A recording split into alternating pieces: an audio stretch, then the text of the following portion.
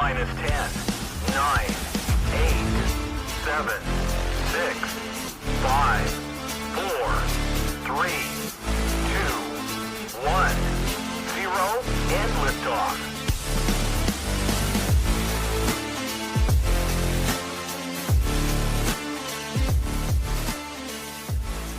Oh, Nelly, you get the horn show. Tad and Jeff here. What's happening, brother? Oh, not much. Hey, man, give me just a second. It's hot in here. I just need to terrible towel myself off.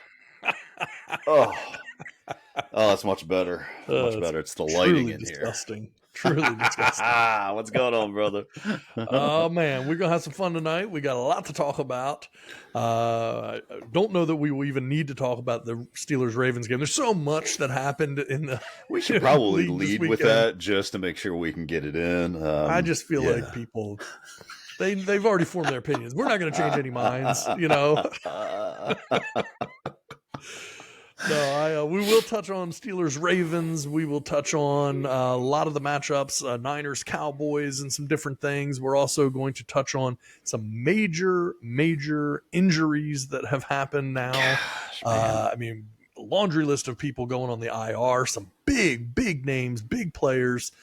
It's gonna. We got a jam-packed show. Not to mention Major League Baseball playoffs are going on and everything else. So there's a whole lot happening. So we also have a very special guest that we will have the opportunity to hear from, a conversation regarding sports injuries, and really a leading sports medicine physician and regenerative medicine specialist who, Dr. Jesse Morse was willing to come on and give us the breakdown on some of the recent injuries that we've seen and treatment. And man, it's a fascinating conversation. So Dr. Morse is super cool and really gave a very interesting perspective, not only on the injuries and the timetables and stuff, but also what the treatment looks like, how the comeback from those treatments ends up, working out. And he does a lot of really cool stuff. He has a site, thefantasydoctors.com, where it's literally telling fantasy owners what to expect for their players based on the injuries that these guys have had and stuff. So he is right at this intersection between sports, fantasy, and medicine. And he brings a lot to the table. So we're going to jump to that here pretty early in the episode. But anything we want to touch on first before we throw to that interview? Yeah, let's break down the Steelers Ravens. I think it's probably what everyone here is wanting. Well, it's a pretty simple one to break down. If there was any team in football that played worse than the Pittsburgh Steelers did on Sunday, it was the Baltimore Ravens for about one half of football. It was ridiculous. It's embarrassing that the Ravens managed to lose that game. It could have only come through tremendous effort. It's not something that just happened. You had to try to give that game away. Thoroughly statistically dominated the game in the first half. And the problem was you were only up 10-0. And if you recall, I texted saying that the Ravens were going to need to score 2 more times to win the game. They scored 1 more time. Had they scored 2 more times, they would have won the game and could have won 20-17 or more. But they only scored 1 more time, and it wasn't enough to do the job. Yeah. So my 7-year-old is like, this is the first year where he's been like into football, like excited. We have we get the deck set up, we bring the TV outside, we spend all afternoon, and he only wants to watch the Steelers play. So I'll try, I spend $100 some on this a month for this stupid YouTube thing. And he just gets angry when I put it on the red zone or anything else. No, Dad, turn it back to the Steelers. Turn it back to the Steelers. I'm like, bro, it's a commercial. Yeah, but I don't miss anything. I don't miss anything. And so, we are about 5 minutes left in the second. And, I'm like, buddy, sometimes life ain't fair. Life ain't fair. Sometimes, your team just has a bad year, but you stick with them, because, it's hard to, a 7-year-old wants to win every game. Right. It's hard to like keep that fandom going. And, and then all of a sudden it just fell completely apart for the Ravens. And there was at one point where we were texting. I'm like, y'all should be up 21-3. Yes. Rashad Bateman drops a pass in the end zone. Nelson Aguilar lets a ball go right through his hands. Right down the sideline. Probably a touchdown. Oh, it's a touchdown. Yeah. Zay Flowers trips over his own feet in the middle of the field. And then, not for nothing, Lamar, for all the good passes he made, did not play well. And through that, missed just some big ones. Inexplicable pick to Joey Porter Jr. In the end zone. And then you had the weird fourth down play right before half that, I texted you. I was like, the look on Harbaugh's face. I was like, that wasn't supposed to happen. And I think we had found out later that, what that was about. But yeah, that was they're always going to be good games, right? It's always going to be close. Both teams can just stink and be awful and horrible, but somehow, you saw the stats. I think at one point, 2 points separated us. Yes, yeah, exactly. That's just how close they're going to be. But yeah, big, huge win for the Steelers. That was a must have. Is it might be a little bit of hyperbole there, but a very important win. They go from being out of the playoffs, if the playoffs started, tomorrow, to now being, third place. So it's huge for them. So. Yeah, look, leading the North right now, right? That's the best you can hope for at this point in the season. And, in my opinion, kind of put simply, the Ravens lost this game way more than the Steelers won it. 100%. I'll give you that. Yeah. Yeah. But it was disgusting. Now, don't get me wrong. The Steelers definitely, the defense stepped up, in the latter part of the game and made some plays. But just as much coughed the ball up, particularly at crucial times. On that, what was it, on the punt return or kickoff return where he fumbled? We took over. The Ravens took over on like the 15 or 20 yard line, but that's when things went sideways with throwing the pick that was going to Odell in the end zone and picked off by Joey Porter Jr. Yeah, that was Hayward, who runs right into Gunnar Olszewski, which, Gunnar honestly could have stayed on the IR as far as I'm concerned. God bless him. But I saw this today, and I just saw before we came on, Tara Austin, the defensive coordinator for the Steelers, still comes out and says Joey Porter Jr. isn't ready to start. And it's just, dude, we're not in 1990 anymore. Like, what point are you trying to make? It's just so weird. Like Patrick Peterson's not doing what I thought he could possibly do. No one is doing. This is Joey Porter through 5 games, 76 coverage snaps, 7 targets, 1 reception allowed for 12 yards, 2 passes defensed, and now 2 interceptions, a 0.0 passer rating allowed. And you still want to come out and say, yeah, he's just not ready yet. Come on, man. Just stop. Stop with all of this nonsense.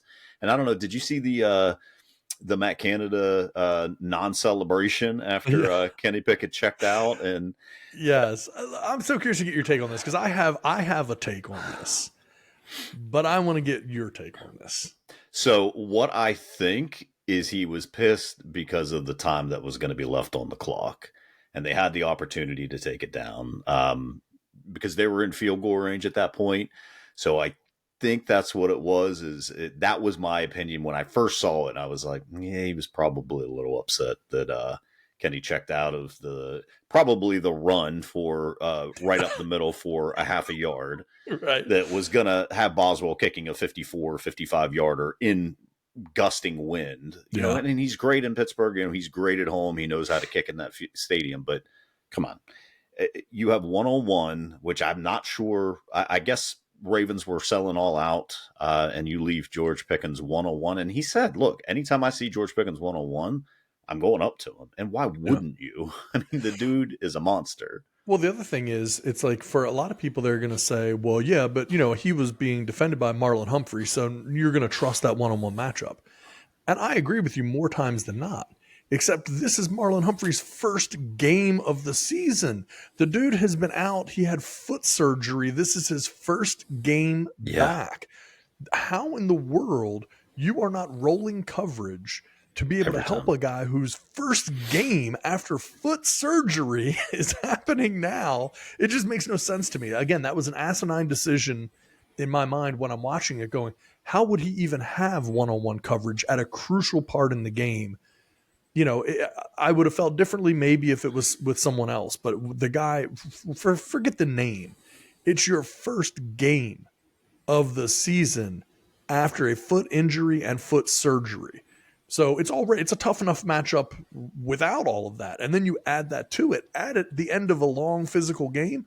Come on, man. It makes no sense. No, it was just a whole lot of just nonsense going on in that game, which is just what you expect. But yeah, I'm assuming either that or Kenna was just pissed that Kenny would have the gall to to check to a different play.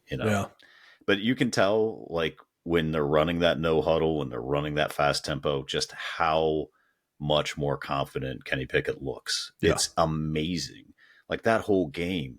I mean, and you get to see it firsthand. I mean, I tell you about it all the time because I know you don't watch Steelers games. Yeah. But I tell you about it all the time. Run on first down, run on second down. Now we're in 3rd and 6. Obvious passing play.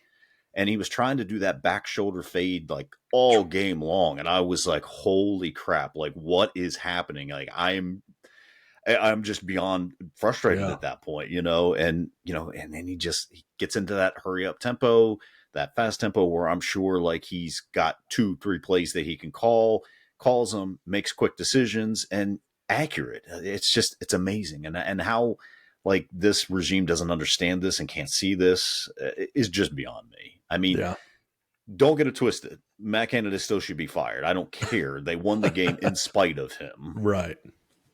Which was also said by Chris Boswell.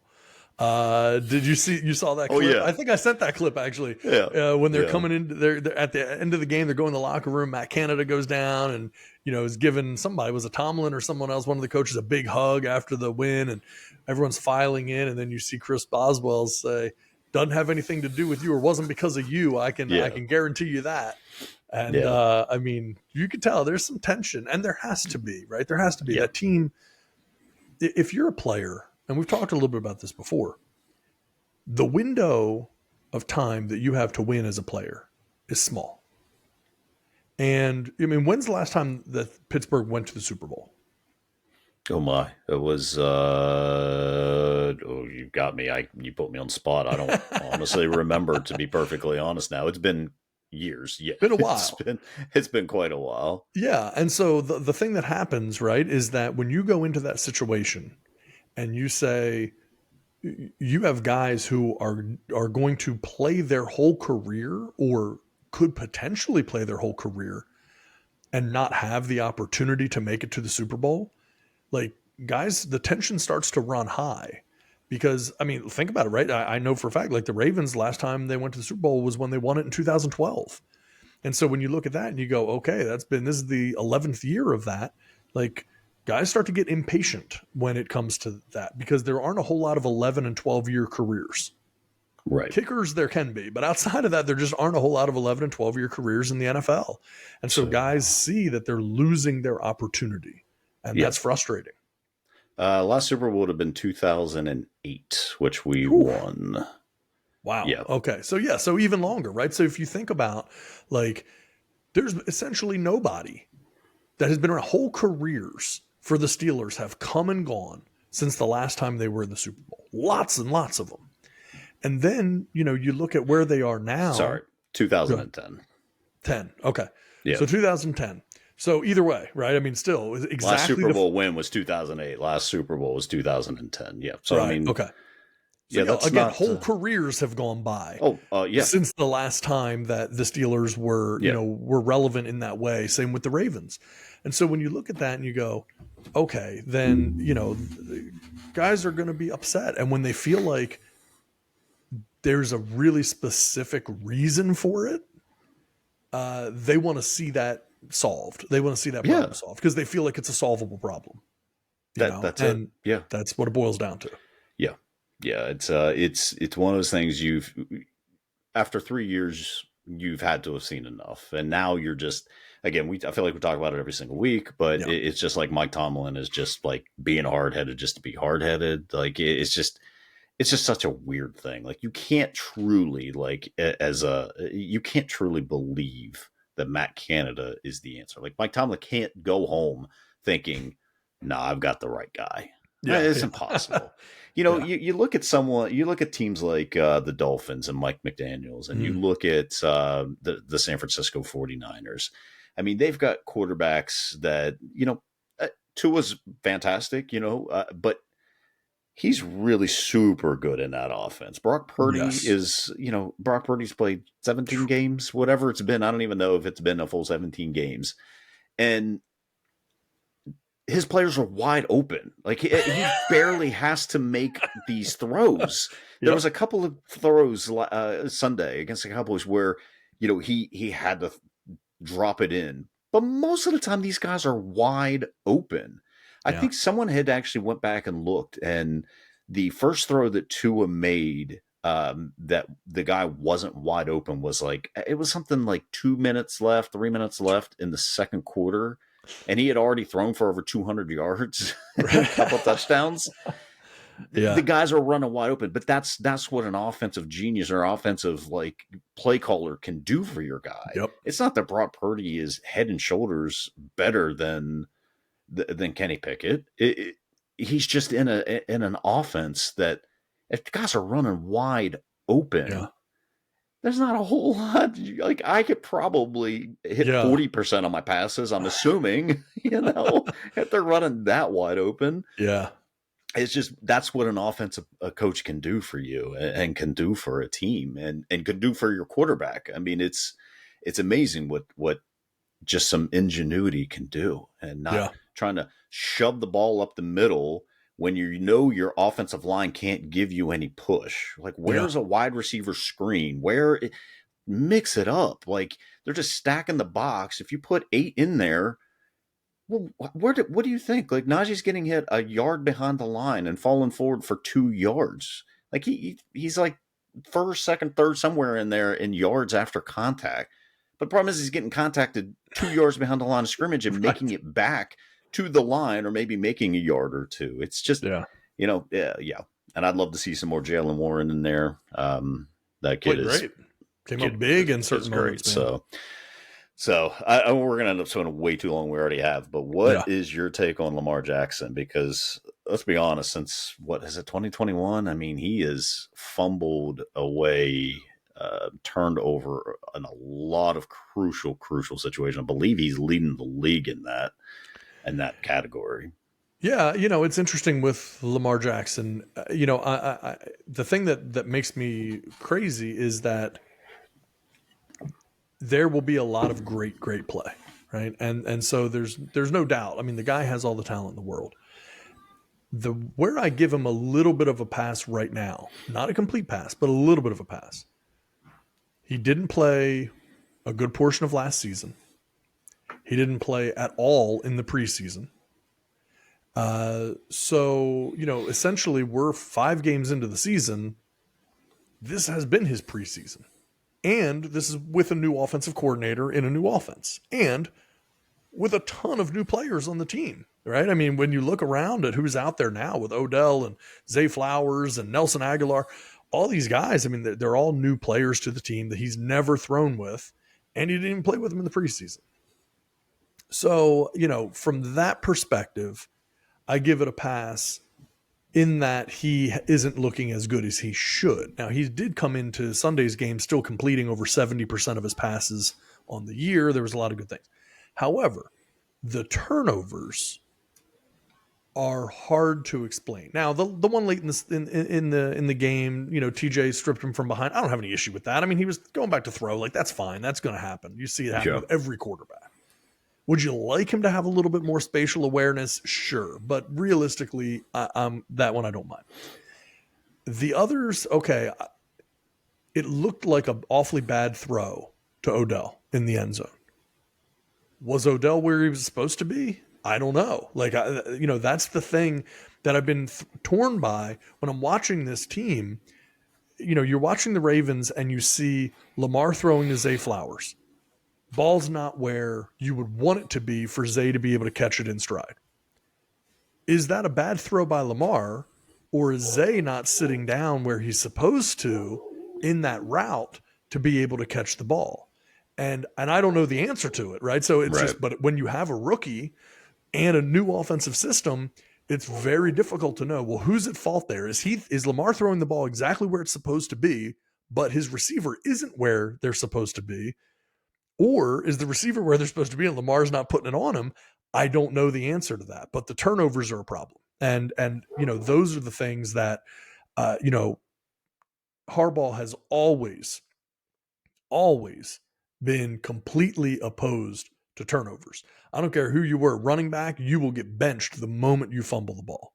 And for obvious reasons, right? We know in the analytics, like you turn the ball over, you're probably going to lose that game. And I believe the Ravens turned it over 3 times on Sunday. So, if you have that, it's going to be awfully tough to win. And so I don't know. I don't know I don't know if it's a decision-making thing or just a weird run of bad luck. It can't be all of either one of those things, but there's definitely some bad decisions there. Yeah. After a while, it kind of becomes is this a norm? Right. There's only so much you can, there's only so many different ways you can justify it. I mean, if he's not where he's supposed to be, then, you need to coach that up, or, Lamar needs to, go in there and see to it that he doesn't. So, Pittsburgh is currently leading the division with a minus 31 point differential. That's really not how you win in today's NFL. It's really not. I tell you what, points than the teams you play against is I'll not tell you how what. You win. So out of the first 5 games, they have played 3 teams top 5 in defense, and they're currently sitting at 2-1. So against those 3 teams, but it's we get by this week, and then we'll see what happens. So. Yeah, so far it's been a crazy season, and now we're starting to see players go down. I saw the Justin Jefferson one, and it looked kind of innocent at first, and then I was like, whew, man, this is a crucial moment. He's not in the game, and now we find out it's the hamstring and going dreaded on IR. Hamstring, man. And he's ready to set all these records. I know we'll get into this, and it's going to lead us into the interview here today, but man, this has to tell you just how good freaking Jerry Rice was, that he was able to play this long, be this healthy. I don't know. He's just a freak. That's the only thing I can think is just, he was just a freak of nature. I mean, to be able, I fully expected Justin Jefferson to break the receiving record this year. I really thought, he was on pace for 2,600 yards before last week. I mean, my gosh, man. Yeah. No, this, and it's going to be interesting because, in our conversation, which we will get ready to throw to here in just a minute, but, the good doctor, Dr. Jesse Morse, was kind of talking with me about what the options are when you have a hamstring injury. And there are lots of options. I kind of brought up, well, I've always heard that you just have to give it time, that's the only thing you can do really with a hamstring. And nope, that is not the case. There's a lot you can do. And so, it's interesting, but, you look at Justin Jefferson, and then you have Devon Achane in Miami with now a knee injury. And that guy was just absolutely on fire to start his career. It's incredible. And then, of course, you have Anthony Richardson and his shoulder injury, and AC joint and stuff in the shoulder, and not his first shoulder injury.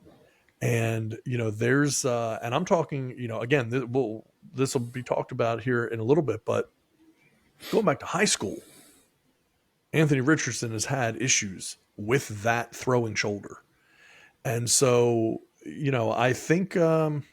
People might be a little bit surprised to see what the doc has to say about that, because there's more than one school of thought on how long Anthony Richardson might be out.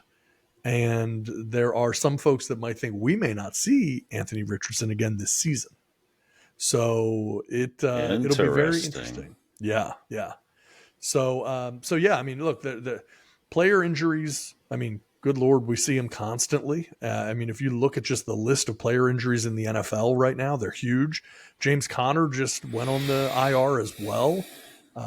Another guy with a right knee history and a right knee issue. So, there's an interesting thing, and one of the things that started the conversation between me and Dr. Morse was this thing about, he has this belief that, or not a belief, I guess a knowledge that past injury history will predict future injury history. So these guys that have, injuries consistently in high school and college, most of the time they don't just shake that off when they get to the pros. It wasn't just bad luck. There are differences in the way people heal. There are differences in the way that you recover from injuries. And there's only so many times you can re-injure certain parts of you to where you don't come back in the same way, So, so it's good. I think people are going to get a ton out of that conversation, and it's really neat. So, I don't know. Should we just throw to it now? You think? Yeah, let's go to it, and yeah. Yeah, so you'll hear us. This was recorded a little earlier, just based on Dr. Morse's availability. But I mean, not for nothing, and you'll hear this, but this is Dr. Jesse Morse. He's been featured on ESPN, CBS Sports, Bleacher Report, DraftKings, all over the place as an expert, sports medicine physician, regenerative medicine specialist. Hugely active on Twitter with a lot of interesting stuff. Has a great website, thefantasydoctors.com, that literally ties into fantasy football with these injuries and recovery time.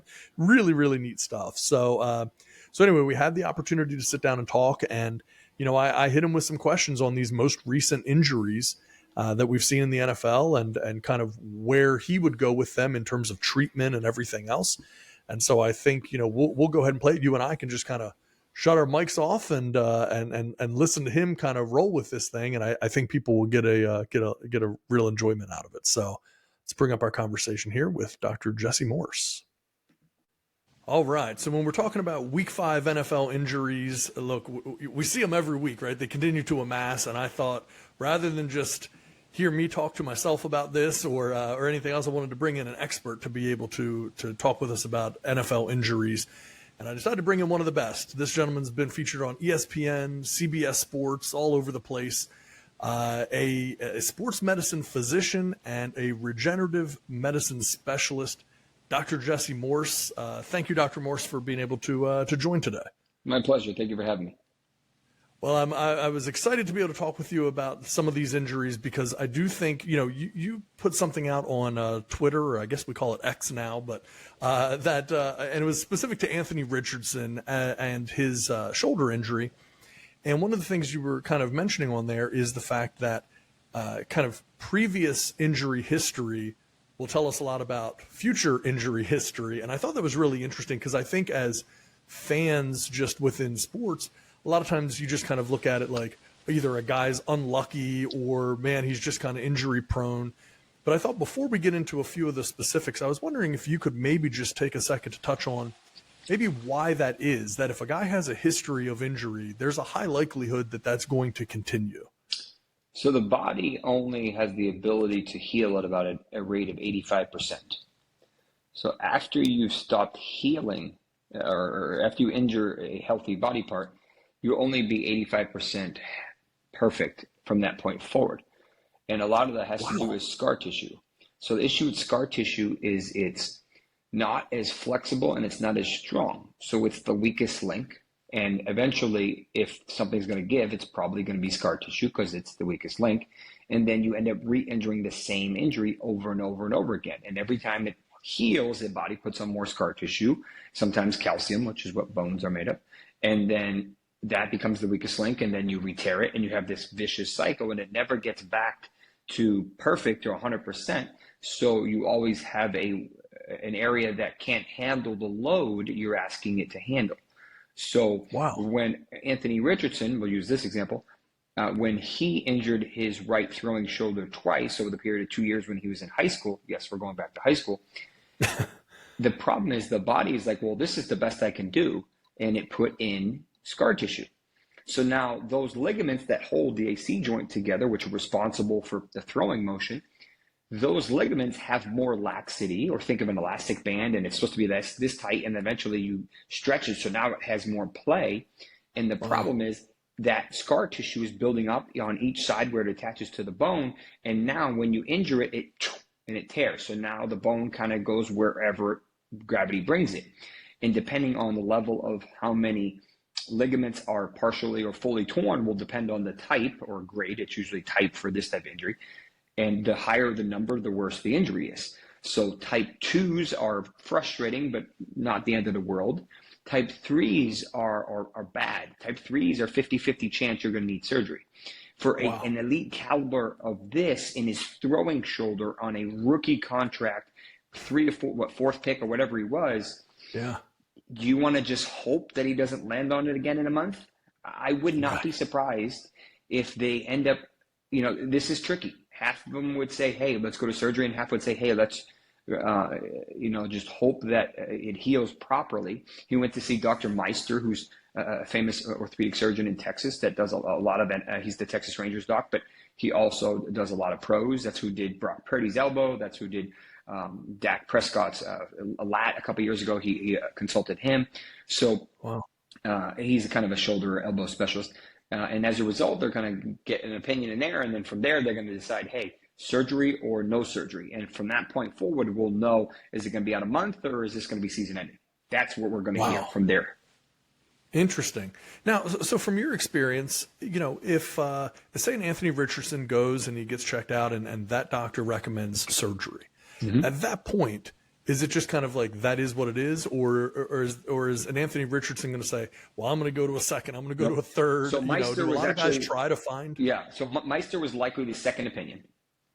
So the in-house team docs will give the first opinion. There's usually 4 team docs in-house. There's 2 orthopedic surgeons and there's 2 non-surgicals, which is what I am. And so usually the surgeon or non-surgeon or both will make the recommendations. And then usually either GM, owner, or agent or player will say, hey, I want to get a second thing if they don't like the answer or they just want another opinion. And then they'll get one. Sometimes they get a third or fourth opinion. Sometimes I get consulted as a third or fourth opinion and I give my thoughts, and sometimes I never hear from them again, but it is what it is.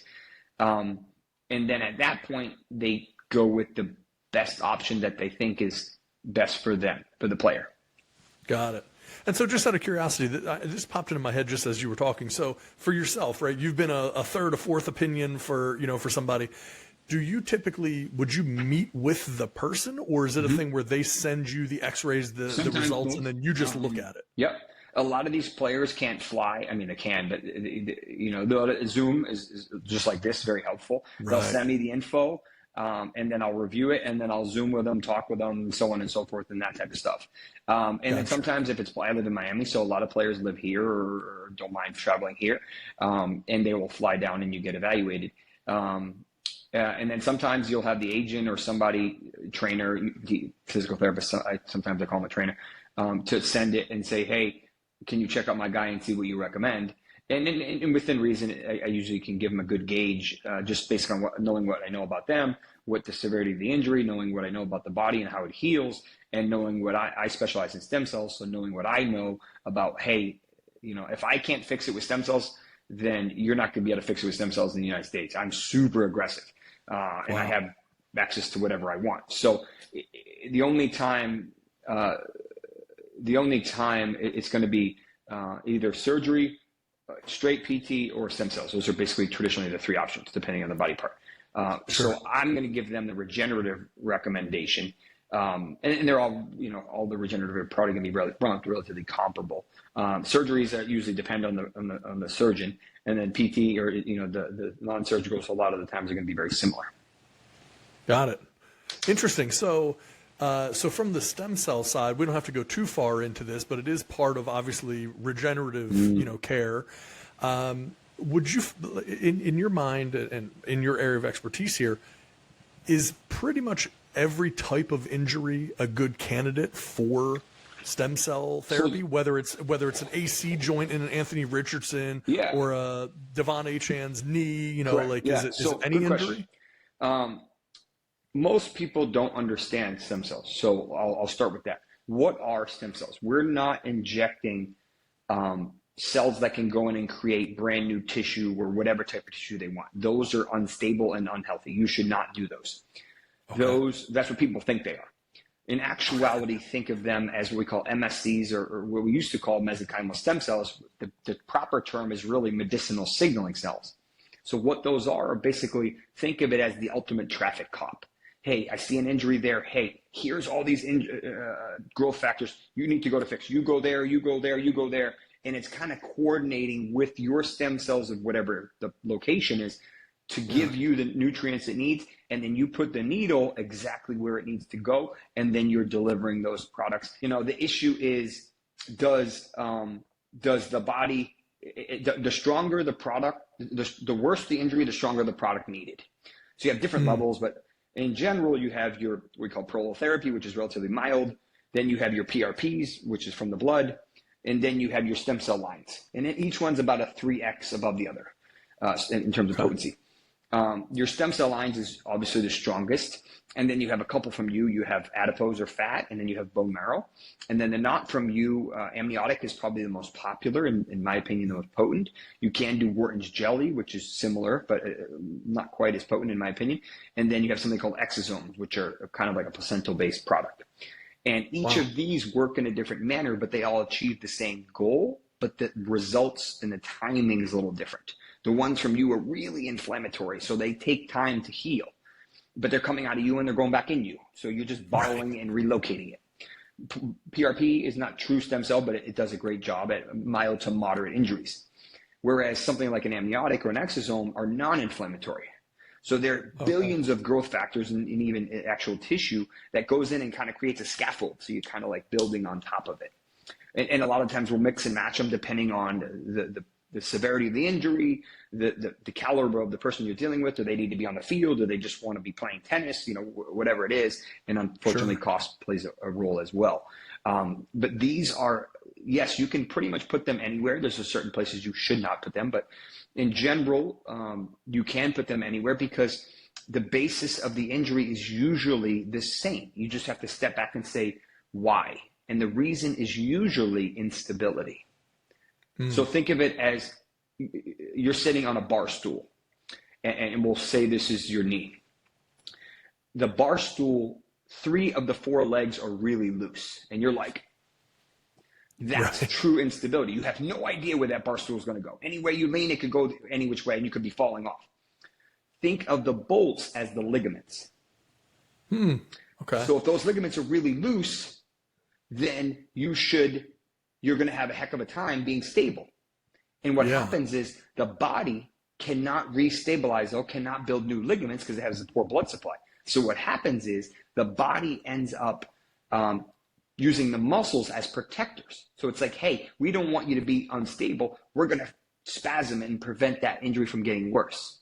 So that's why you get compensating for what the ligaments aren't doing. Exactly. So that's why you say in your low back. That's why you get a lot of low back spasms, because that ligament can't handle the load, and the muscle's trying to protect it. So it goes into protection mode. And eventually, once if the tissue gets restabilized, whether it's through PT or surgery or stem cells, then the body's like, oh, okay, now you're stable. Now I can go back into movement and I don't have to protect anymore. And, and it doesn't happen slowly. It can take 3 months, 6 months, depending on the severity of injury and what you're doing to it. But the key is choosing the right product, having the diagnosis, and injecting it in the right manner. That's the trick. Okay. There's no book, there's no course. This is just experience and collected things along the way. Wow. Yeah, I mean, that's really interesting because, you know, you touched on this a little while ago as it pertains to, you know, Anthony Richardson having a history of those shoulder injuries going all the way back to high school. Yep. And when it is his throwing shoulder, one of the things that I thought was interesting, you said, you know, the body will only heal back approximately 85%. Yeah. When you have multiple injuries, is it only now the second injury is only 85% of the 85%, and then it just kind of continues to scale down? That's a good question. I don't know if we know that answer, but I just think of it as, and whenever I consult someone and say, hey, we're going to try to fix this injury, but I won't be able to get it like you were 15. Right. I'm going to be able to get it as strong as I can get it now. And that should be plenty enough to allow you to do whatever you want to do and not have to worry about it. Yeah. But I can't promise that it's going to be like you were 15, like it was brand new. I can't. Right. Unlike, oftentimes I use the analogy of a car or a tire.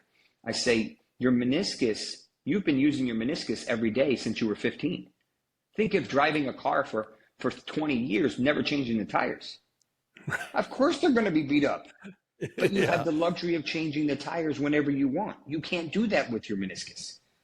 Yeah. So the best you can do is prevent them from getting worse using something that allows them to stay as strong as you can, or reversing is tricky, but so in that regard, it gets a little tricky. So I'm trying to be just as reactive as I am proactive. And the problem with the pros is a lot of them are not like that because they're used to being freaks. They're the best player on their team for so many years, and now they're getting hit by dudes just as fast and strong and big as them. And they're one injury away from being replaced. And now they are, James Conner just went to IR. It just popped up. And then the problem is you just keep playing catch up. You really can't make any progress because every time you injure it, you keep getting that percentage less. So, I had a lady yesterday with a rotator cuff. And the problem is, think of that as a big rope, to make it easy. There's 4 big ropes. And the problem is that rope, say it's 50% remaining, okay? But the problem is your shoulder is asking it to do 100% of the work. So what happens? Yeah, it doesn't work fair. That math isn't good. That rope keeps fraying because you keep asking it to do 100% of the work. Wow. The other muscles try to help out, but they can only do so much. They have their own job. Sure. So that's part of the problem is that you see that number or strength or, and eventually it can't do that anymore. And it eventually tears or it just causes you pain where you don't want to do anything. Wow. And sometimes it's trauma and sometimes it's slow degrading, degenerating process. Yeah. And I would think that, so many times too, one injury or compensating for one injury can easily create another injury, right? And what I'm thinking of specifically, we all know Aaron Rodgers, obviously, with the Achilles injury. But, I've heard it said many times, and maybe you can speak to it a little bit, that calf weakness often causes Achilles injuries. And I know that Aaron Rodgers had an issue with his calf in training camp and then ends up with an Achilles injury. And I thought it was very interesting that the Bengals still continued to put Joe Burrow out early in the season, knowing that calf injury, because it seemed like there was tremendous risk of an Achilles injury there. So do you see a lot of those kind of compounding injuries a lot of times? Yes.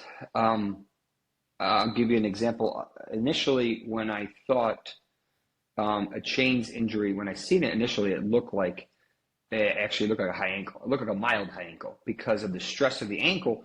But then when you look at the mechanics and the stress, when you invert that ankle, you put more stress on the knee. So what happened is maybe his ankle got lucky, but the knee didn't. Right. And that's likely what happened. So going back to the Achilles, there isn't a direct correlation between calf issues and Achilles. It's indirect. And in my opinion, the muscle turns from a gastroc to eventually tapers into the Achilles. But if that gastroc is getting, say, 100 Newton meters of force and it's weak and it can't handle that, well, it's going to translate that energy. And if it goes distally in whatever the weakest point is, that's what's going to get injured. Well, if your Achilles is weak, you tear your Achilles. If your gastroc can handle that 100 Newton meters of force, it's fine. You run and you have the play and it doesn't matter. So that's kind of where it gets tricky. So, and we saw that, and we see a lot of compensating. J.K. Dobbins had ACL on one side and had Achilles on the other side. We saw Tariq Cohen, a similar situation. So, yes, there was a lot of compensating. Javonte Williams, with his bad ACL, just injured his hip flexor. is there a mechanical issue to Right. him? You know, is he because his knee doesn't have the same strength as it should get? Is his hip flexors, which are basically the muscles that pick your leg up and rotate them, were those working harder than they needed to, and eventually it strained, Yeah. and that's it. So, you know, and so that's part of what a good PT does, is that they able to kind of analyze, hey, yes, I know your knee problem is in your knee, but the problem actually starts in your hip, or the problem starts in your back. And if you don't correct that, this knee will never really truly be fixed, because you're always putting more force on it. You know, so you have to go up chain or sometimes down chain, depending on the body part. Wow. So essentially then, with Anthony Richardson, we're at a point now where it's very possible that surgery will be necessary for him, in your opinion, from what you know. It depends on how aggressive they want to be, and it really depends on the severity of the damage and of the shifting of the clavicle. That's really what it depends on. If the clavicle is shifted any horizontally, then he probably needs surgery. If it's only shifted vertically, meaning up, then he probably will be okay. Got it. My biggest fear, if I am spending that much capital on him and that much hope on him, he's played in 4 games out of a possible 5. The first game he injured his ankle on his knee. The third game he suffered a concussion. And in the 5th game, he landed really hard on his shoulder. Yeah. Okay, now I decide to bring up his injury history because no one knew about it before, right? It was quote unquote irrelevant. But when you start to add all those other ones up, now, you know, we haven't even looked at his knee. We haven't looked at his hamstring, which has a significant history. So, you know, is this something about his healing ability? The other part of my practice is genetics, and not really genetics, but more so healing, toxicities, ability to heal or not heal. And some players or some people do not heal as well as other people, whether it's lead poisoning or mercury or, you know, Lyme or whatever the reason is. Sure. So, you know, then you start looking at, hey, I know he's a freak athlete. There's no question about that. But why is he getting why is he suffering so injuries? Why is he not healing? And you can fix that shoulder till it's perfect, but if he has a healing deficiency, you're never going to really get him to be able to play like a Josh Allen or Patrick Mahomes or someone who's never going to miss a game unless you cut off his arm, because they know that they can heal better than most people.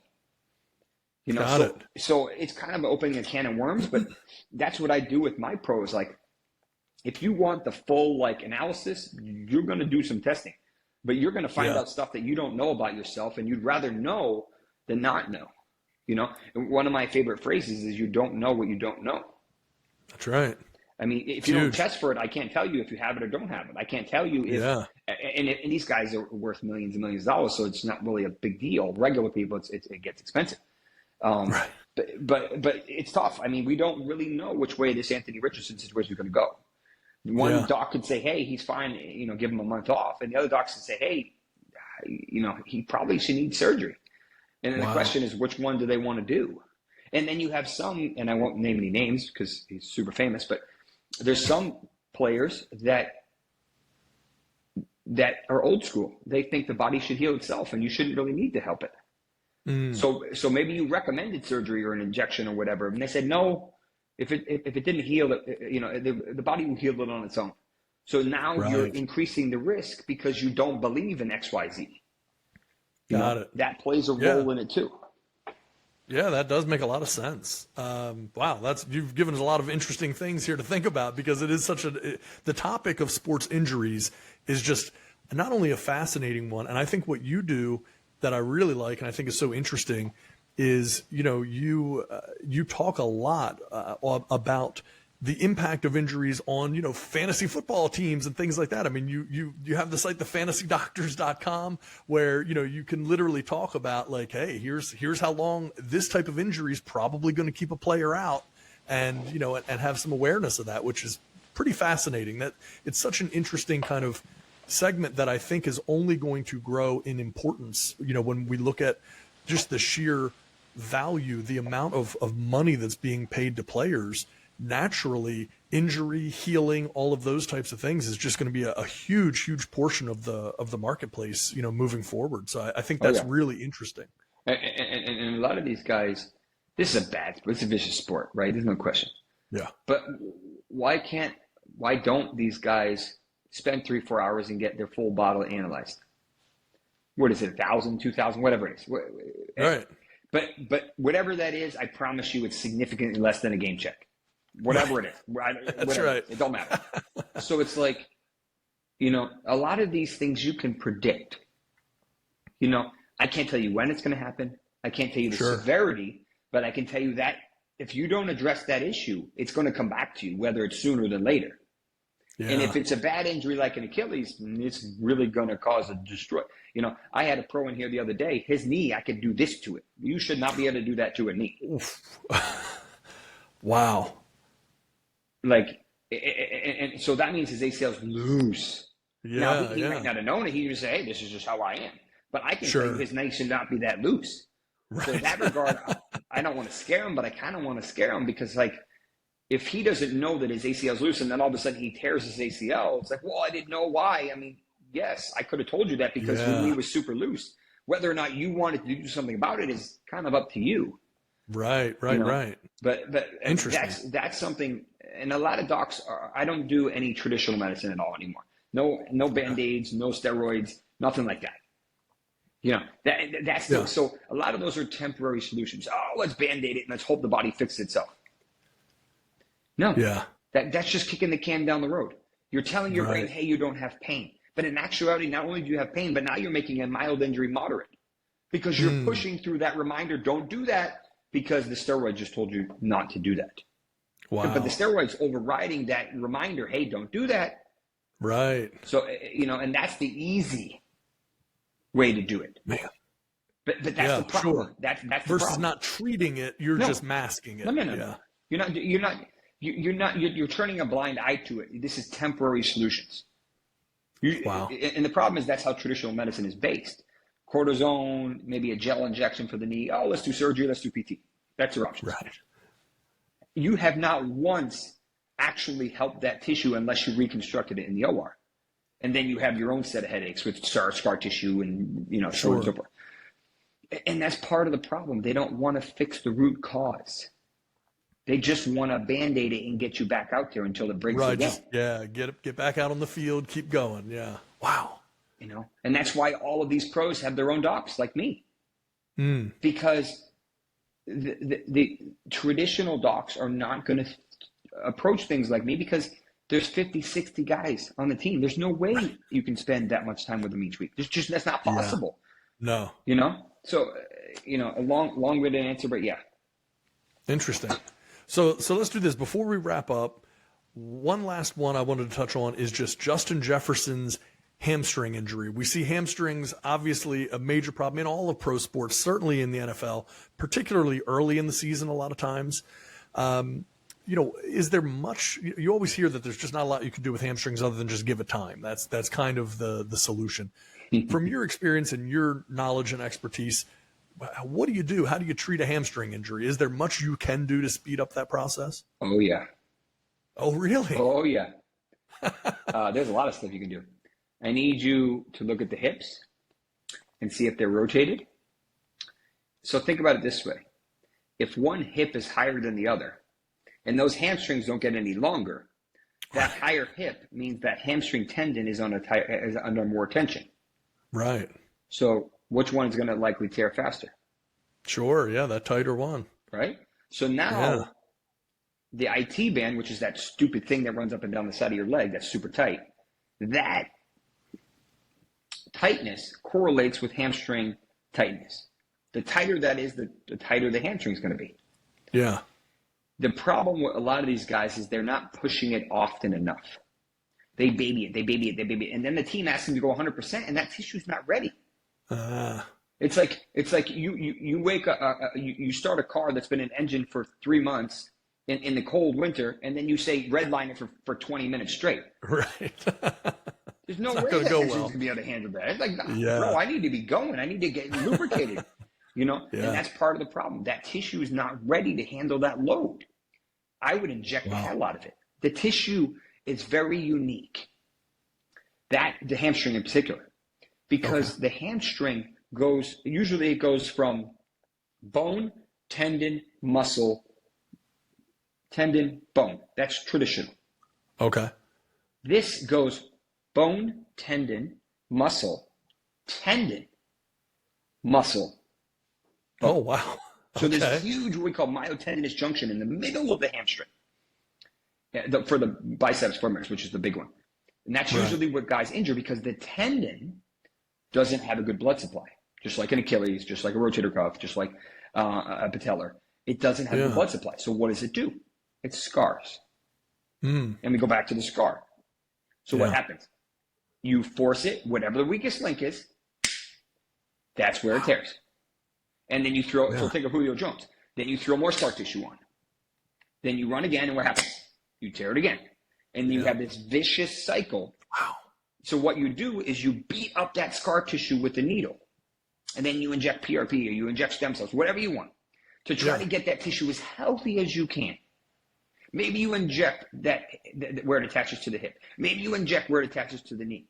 I know it's aggressive, but sometimes you got to do what you got to do. You got to correct those hips. Make sure that tailbone is aligned because there's connections to all this stuff. It's not just, oh, hey, let's do some, reverse curls or Nordics or whatever, and then he'll be back. No, you're begging to injure that hamstring again. And that's why these guys injure them so often because they don't go above and beyond to really hit these things hard. And then they eventually, the first 6 weeks of the season are by far the riskiest because of soft tissue injuries. And we see that every week. Every week is a different soft tissue injury. Aaron Jones just missed another week. Now Justin Jefferson's out. Mike Evans is out. You name a guy, you name it. All these guys in some capacity. Look, Cooper Kupp. So there's different levels to this, and unfortunately, common things are common. Look at soft tissue injuries: hamstring, groin, quad, calf. Yeah. Joe Burrow, Cooper Kupp. Miles Sanders. George Kittle had a bad groin. Quad, thankfully quads aren't super common, but you can strain them. But that's the problem is that you need those for explosive actions, but they don't heal well and they re-injure easily, especially areas that don't have a good blood supply, like the calf, like the groin. Right. Man, well, this is this is interesting stuff. We could go a long time. I want to be conscious. I know you had some other obligations, but this is fascinating stuff. I think there's a whole other side of this that, maybe if you're ever down for it, we'd love to have you back on some time to be able to discuss really that role of stem cells in healing and, the attitude toward it in America versus other countries. I know in other places in Europe, the stem cells are treated so totally differently as part of the healing process. But I do want to make sure that people know to check you out. Dr. Jesse Morse, Morse, on Twitter. Yep. And I'm on Instagram and some of the other ones, but Twitter's my primary. Okay. And we have a TikTok, we have YouTube and whatnot, but in terms of medical stuff, I don't really put a whole lot out. True medicine, I end up it's more injury related. But my practice is in Miami. But this is what I do. This is what I love, as you can tell. And it's deeper than a Band-Aid. Unfortunately, some people aren't willing to go down that journey, but they'll probably never really be happy with that injury until they truly fix it to the point where they're not worried about it anymore. No, that's super. Yeah, I think you make a great point there. And, and like I said before, I'm going to encourage everyone to check out your Twitter, check out thefantasydoctors.com, because you are one of these, kind of rare, breeds where you are a medical expert, but you also can talk like we have been talking NFL and injuries and knowing player histories and those types of things, which is fascinating. And, it's an interesting read. I highly recommend people check you out again on Twitter, on thefantasydoctors.com. And Lord knows, you're all over the place elsewhere as well, brought in as an expert. So really, really appreciate your time today, Dr. Morse. Thank you so much for this. Super, super enlightening, and a lot of interesting stuff here to look ahead as we see how these players do end up coming back from these injuries. Oh, yeah. My pleasure. Awesome. Thank you.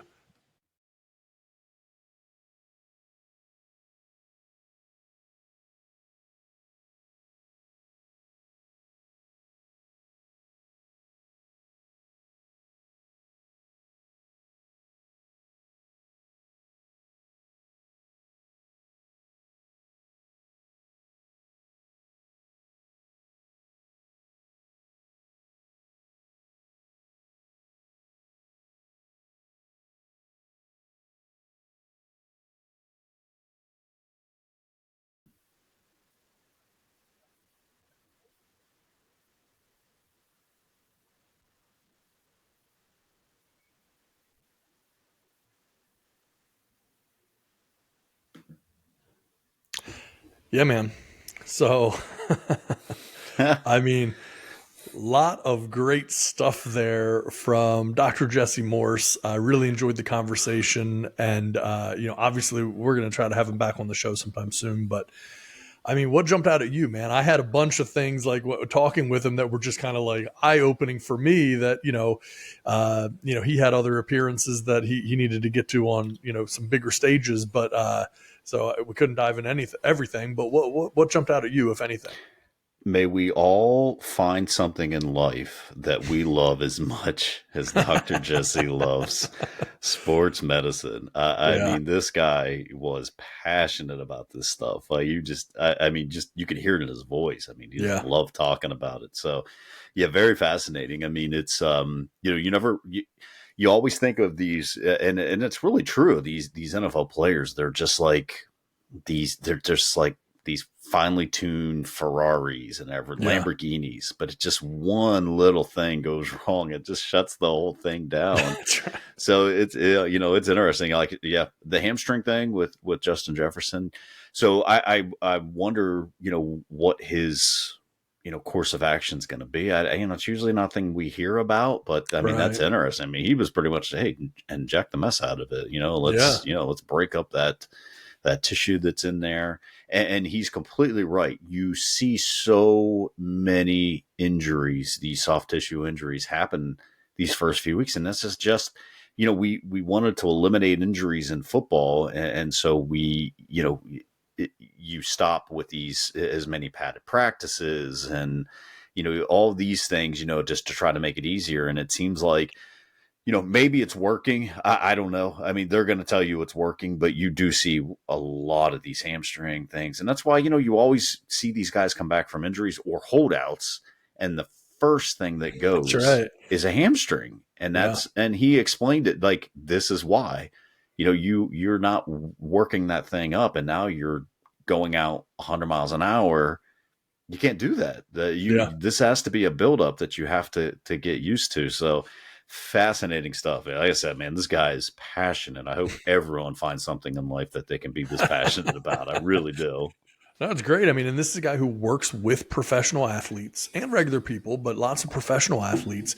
He gets brought in again to places like ESPN and elsewhere to talk about sports injuries. It is his life. It's something that he knows a lot about. When you check him out on Twitter or X, I mean, he's putting out injury reports. He's letting you know the options for treatment and the severity that happens and the complications from these injuries. I mean, he's just a fascinating follow. So I highly recommend people check out Dr. Jesse Morse on X. And like he said, he's on TikTok and Instagram and stuff like that, but he's most active on X. And so yeah, it was a great conversation. I thought it was interesting too that you look at Anthony Richardson and it's like, no man, this might be a surgery thing. This may not be just like a sore shoulder. This has been a problem for him over many years. And I really thought in the very beginning of that conversation where he talked about that your body's only going to heal to about 85% of where it was. And then you look at 10 or 15 years of Anthony Richardson and how many injuries he's already had. I mean, 2 to that shoulder alone. And if it's only 85% of the 85%, then it starts to really be a drop off. And then you look at this and you go, okay, well now is there a surgery? Is it just patience and rehabbing? And it's almost like if you're the Colts, you're damned if you do and damned if you don't. Because if you pull Anthony Richardson and you have him get the surgery, well, he's going to be out probably for the rest of the year. But if you have him sit out 4 or 5 games, well, then your season's practically over anyway, Yeah, because that's at that it. point you're 10 weeks into the season. And unless Gardner Minshew can really carry the team, and maybe he can, but outside of that, it's kind of like, okay, if it's going to be the same either way, why not err on the side of a permanent fix for that player? And it seems like from, what Dr. Morse is saying, that the closest thing to a permanent fix and real treatment is going to be surgery versus just kind of masking it and hoping that it improves enough to keep playing. That's yeah. And the Colts had to have known of this guy's injury history. They have to have known. And it really puts it in perspective, for any Colts fans out there listening. they had this information. They know that this shoulder can only heal to an 85%. Yep. And they still took a chance on this guy. So it's like, all right, well, is his 85% of his arm strength better than, the next quarterback that got drafted? So Yeah. it'll be interesting to see how, I've said from the beginning, this guy's got to learn to not take these hits.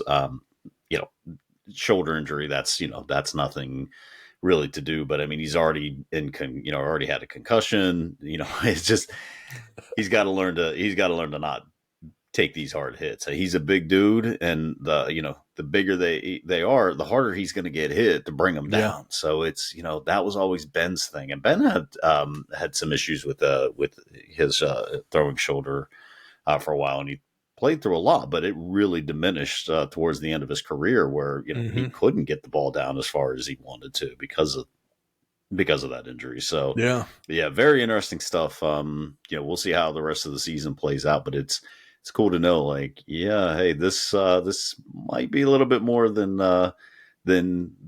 your average fan, which we were before this interview, right, would think. Like, oh, yeah, I mean, he's got a shoulder sprain. Yeah. This is really what a sprain is, right? Right. This is the history this guy's had. So yeah, very, very cool. Very, very, very good interview. So yeah, I thought it, interesting. And I thought too, separate from that, I just think it brings a little different perspective to our listeners as well. So that's the whole idea is, it's like we can sit here like, I don't know, any other show and just speculate about injuries and just like, oh, well, he'll probably be fine. Oh, this one, who knows with this guy. It's like, no, let's bring on an expert, a foremost expert in the field, and then say, okay, tell us everything you can about these injuries. And he clearly is more than happy to, to do that and does it incredibly well. So, I just think it's, I thought it was really cool, and I really appreciate Dr. Morse's ability to come on relatively short notice as well. I mean, we turned it around very quickly.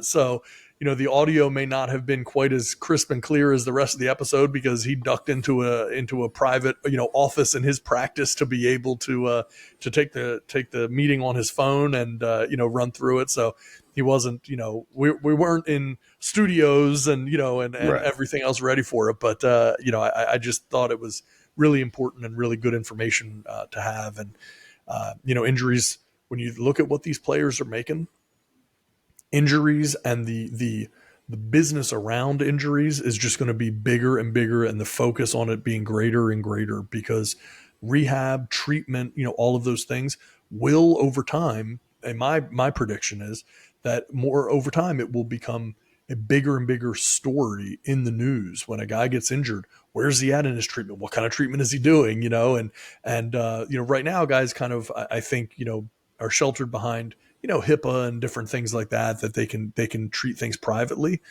But I think more and more it's going to be kind of publicly known. And I do think it's interesting as well. One of the things Dr. Morse touched on, how the team has their own doctors, which everyone knows that, but that's your first opinion. Then when we hear about, oh, he went to Dr. James Andrews, he went to this guy, that guy, that's the second opinion, and in some cases the third opinion, because you already have a team of doctors on the team, on the payroll, that have already looked at you. And I don't think it's unwise for players to go outside of the team, because needless to say, even though they're supposed to be independent and everything else, those team doctors certainly are going to be somewhat motivated. You would at least think, for human nature, that they're going to be motivated by the team that employs them to want to get that player out on the field and just figure out how to treat the problem rather than solve the problem. And so a lot of these players do go out and they go to folks like Dr. Morse to be able to get second and third opinions to figure out what makes the most sense. So yeah, it's an interesting part of the industry for sure. For sure. I mean, it reminds me of like James Harrison, when he would spend $100,000 a year on his body, and he was like, look, this is how I make my money. Of course I'm going to do this. And, for the most part, except for the tail end of his career, he stayed relatively healthy. Back injuries, which no doubt he was going to have, just the way he would, twist and turn 90 degrees to get around an edge. But, I think we may see more of that as technology becomes more available. I mean, he's talking, well, how's his hips? Or is it, talking about Jefferson, his hips, are Yeah. they aligned? Or are they not aligned? I think once you see, these guys getting these contracts, they're going to want to take better care of their bodies, and it's going to be more of a pre-treatment. Hey, let's figure out what needs to happen to keep me healthy, Yeah. not address what I need to have happen after I get injured. What can I do to keep from being injured? So I think we'll see more and more of that as well. Well, I think it's a great point. I mean, because we already know. I mean, what's LeBron spend $1 million or $2 million a year on, on his therapy and treatments and everything else? But again, if you're worth $1 billion, and this is the way that you've been able to do it, and I mean, look what LeBron's done over the course of his career at his age and his health and everything else. I mean, it doesn't make you immune to injury, but it makes you very resistant to injury. That's it. And then able to recover from injury that much more effectively. So, I think it makes a ton of sense. Really does. Absolutely. Good interview, man. Yeah. I thought it was really good. I appreciate Dr. Morse for being able to come on. So, anything else you wanted to touch on before we wrap this sucker up? No, sir. All right. Well, week 5 certainly had its ups and downs, depending on which team you're a fan of, and certainly and which player as well. Very curious if I'm just going to leave you with this question. I'm not. We don't. Not anything we're going to talk about.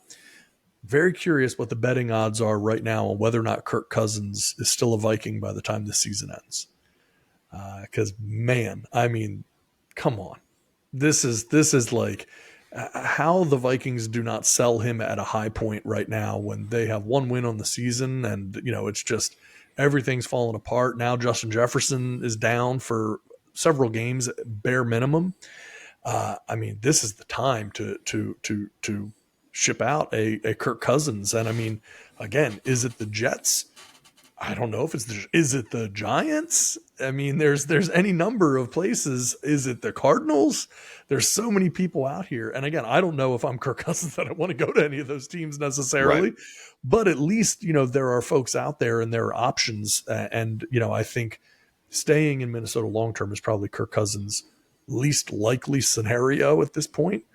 Even though he's done everything asked of him and more. I mean, he's done above and beyond what they probably would have hoped when they brought him in from Washington. So I'll be curious to see, but that's a name that could definitely be on the move. Tennessee, another option as well there for Kirk Cousins. So 11-0 last year in 1-score games, and this year they're already 1-4. So they're playing tight, close games the same as they were last year. They're just not able to pull them out. If you trade Kurt now, you're essentially declaring you're giving up on the season. Yeah. So nobody. I mean, so I guess they're now 3 games behind Detroit at this point. Yeah. So you still have all the division games, so it's tough, man. I mean, it's tough. But if you're not going to re-sign Kirk and it's already in your mind that you're not going to do it. Yeah, might be a good time to start considering that. And hey, let's start looking ahead to the future. I mean, the only problem is Justin Jefferson said he wasn't going to sign an extension. There was a massive, making him the highest paid receiver. There was an extension on the table, and supposedly he did not want to sign it until he knew what was going to happen with Kirk Cousins, which is insane to me. But he feels they can be the best wide receiver quarterback combo in history. This is what we're hearing. I haven't heard it directly from his mouth, but that's what's being put out there. So, well, look, here's the thing though, right? It might not be, can they be the best or does it have to be Kirk Cousins? But it has to be, I need to know what's going to happen, because you don't want to end up like Devontae Adams, who is just miserable and wasting away now in Vegas. With that Raiders team. Yeah, they did pull a win last night against all odds, but I mean, Jimmy G played another very average game. Devontae had like 40-some yards receiving. And again, he's banged up. He's trying to play through an injury, his shoulder.